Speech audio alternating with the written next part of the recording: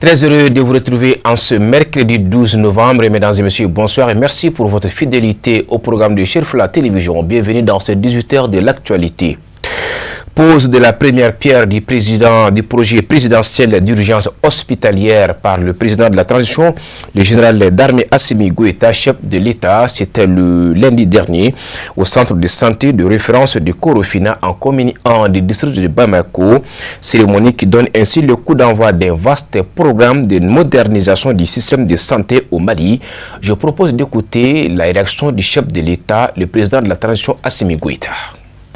C'est avec un immense espoir que je viens de lancer le projet présidentiel d'urgence hospitalière. Et cette initiative, qui couvre une grande partie de notre territoire, vise à doter notre pays d'infrastructures hospitalières de qualité et conformes aux normes sanitaires et surtout en phase avec la carte hospitalière. L'un des avantages de ce projet, c'est de rapprocher la sécurité sanitaire des populations tout en garantissant des soins de qualité. Ce projet ambitieux comporte 15 sites et surtout s'articule autour de 3 volets. Le premier volet concerne la transformation des CCRF de 7 arrondissements en hôpitaux de district. Et le deuxième volet va concerner la construction de nouveaux hôpitaux de district à travers le pays. Et le troisième volet, évidemment, va concerner la réalisation d'hôpitaux régionaux. Et ce projet phare, aujourd'hui, est entièrement financé par le budget national. Et ces infrastructures seront dotées d'équipements de dernière génération. Et à cela, je voudrais inviter Madame le ministre de la Santé et du Développement social à veiller à la continuité du service public et pendant la durée de la construction, et surtout de veiller au respect du délai contractuel avec les entreprises. Et quand il y a eu les états généraux sur la santé, c'était l'une des recommandations phares. Et donc je pense qu'aujourd'hui c'est une réalité et nous ne pouvons que féliciter l'ensemble des acteurs qui ont contribué à la réalisation de ces différents projets.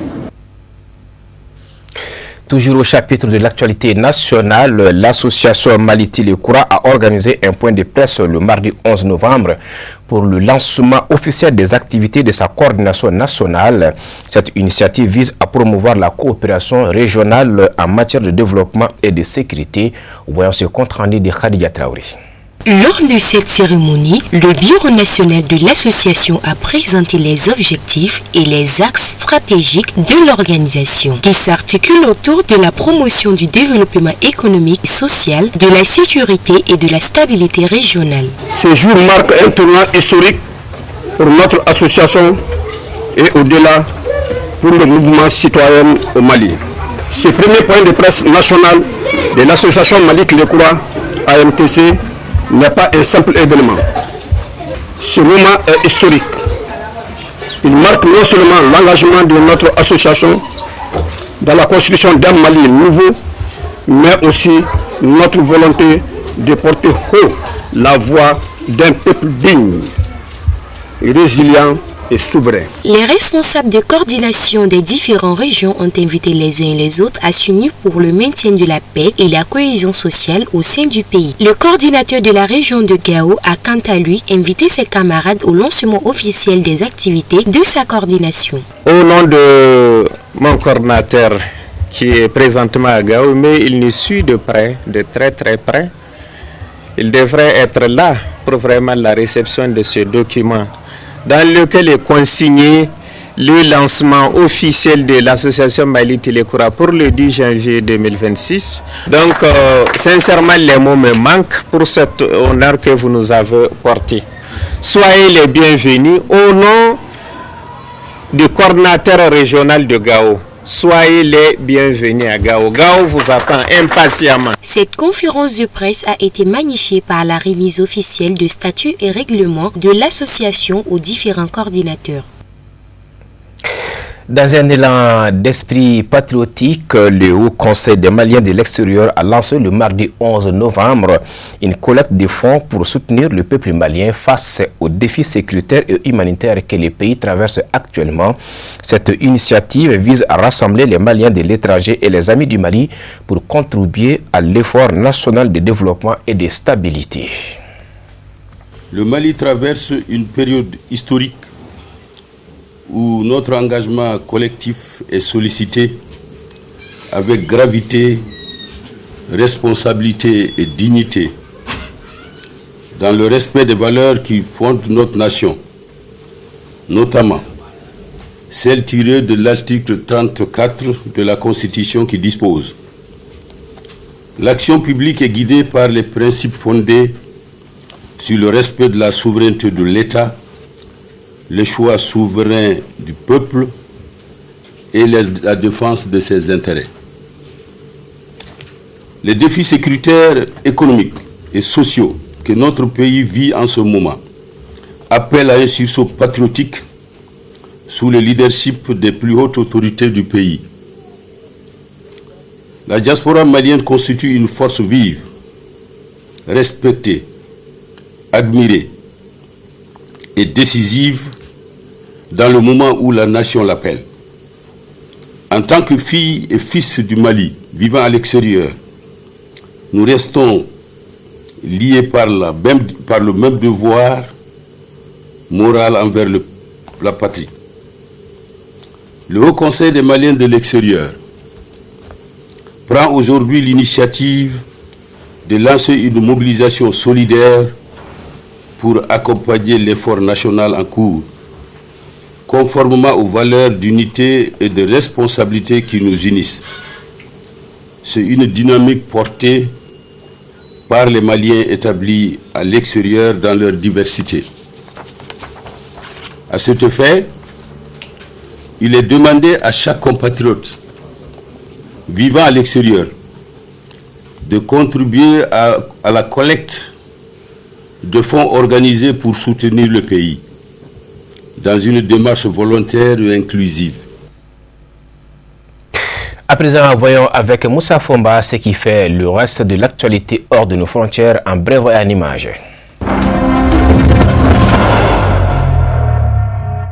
Le paquet de Libreville a requis ce lundi 20 ans de prison ferme et 5 millions de francs CFA d'amende contre Sylvia Bongo Odemba Valentin et son fils Noureddin Bongo Valentin, jugés par contumace pour détournement massif de fonds publics. L'ancienne première dame et son fils, aujourd'hui en exil à Londres, refusent de comparaître, dénonçant un procès politique. Dans un réquisitoire virul, le procureur général Eddie Minang a accusé le duo mère-fils d'avoir travesti le pouvoir présidentiel. Il réclame la confiscation de tous leurs avoirs, comptes bancaires, hôtels particuliers, actifs miniers et pétroliers, ainsi que le remboursement de 4,4 milliards de francs CFA. Selon lui, Sylvia Bongo aurait perçu 16 milliards de francs CFA du trésor public pour ses besoins personnels, tandis que des propriétés à Londres et Marrakech, des jets privés et des bijoux luxueux auraient été financés via un système de blanchiment. À la barre, Kim Oum, ex-assistant personnel de Sylvia Bongo, a décrit un train de vie sanctuaire, 3 à 4 milliards de dollars d'achat annuel de robes, de bijoux et d'autres arts, ainsi que le financement de 100 véhicules pour la campagne présidentielle de 2023 pour un budget total estimé à 80 milliards de francs CFA. Selon lui, toutes les décisions finales relevaient de Noureddin Bongo, qui supervisait des transferts d'argent liquide vers Dubaï.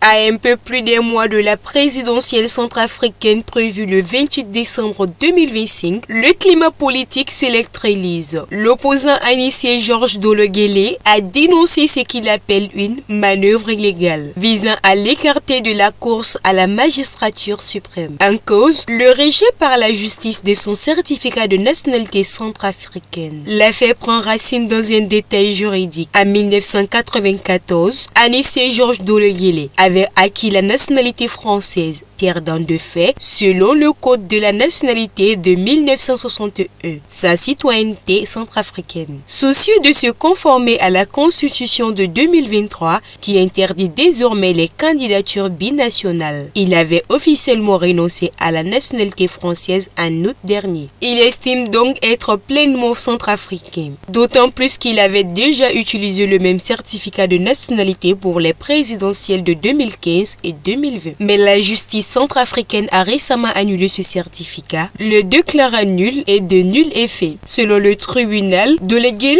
aurait dû passer par un décret présidentiel de réintégration pour redevenir citoyen centrafricain. Si l'on applique ce code à la lettre, des centaines de ministres, de députés et de fonctionnaires seraient eux aussi apatrides. Ironise-t-il, appelant le président Faustin Archange Touadéra à admettre tous ceux qui se retrouveraient dans la même situation.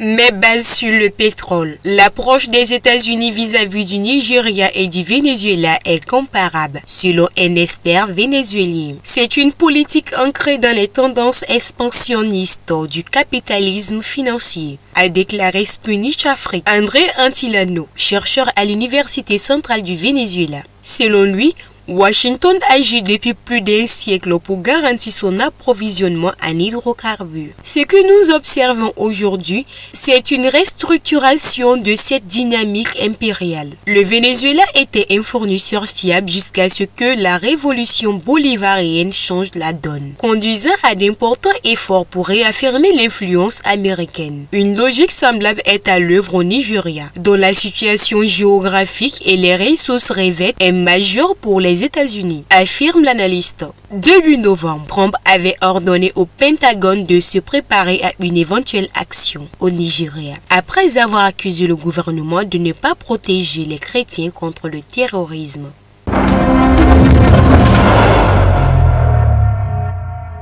Paix au Proche-Orient. Coalition antiterroriste liée avec Al-Qaïda. Les sujets clés abordés par les chefs d'État syriens et Donald Trump à Washington. Ahmed Al-Shara a été reçu lundi. C'est la première visite à la Maison-Blanche d'un chef d'État syrien depuis que le pays du Proche-Orient a obtenu son indépendance de la France en 1946. Les deux dirigeants se sont engagés à poursuivre la mise en œuvre de l'accord entre les Kurdes et le gouvernement syrien signé le 10 mars, qui prévoit l'intégration de combattants kurdes dans les forces armées de la République. L'instauration de la paix au Moyen-Orient a constitué le principal sujet de discussion, a déclaré le dirigeant américain. La question de l'adhésion de la Syrie à la coalition internationale dirigée par les États-Unis contre Daesh devrait être examinée au sein du gouvernement syrien, a indiqué le président syrien par intérim à Fox News. Le président syrien a exclu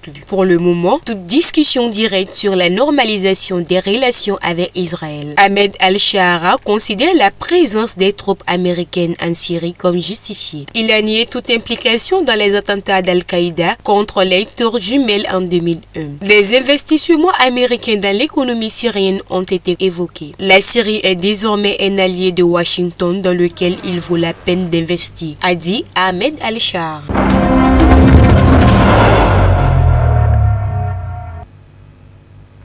Voilà, vous l'aurez compris, c'était plutôt un commentaire signé par Khadija Traoré au lieu de Moussa Fomba. C'est tout pour ces 18h. Merci à vous de l'avoir suivi. Bonsoir.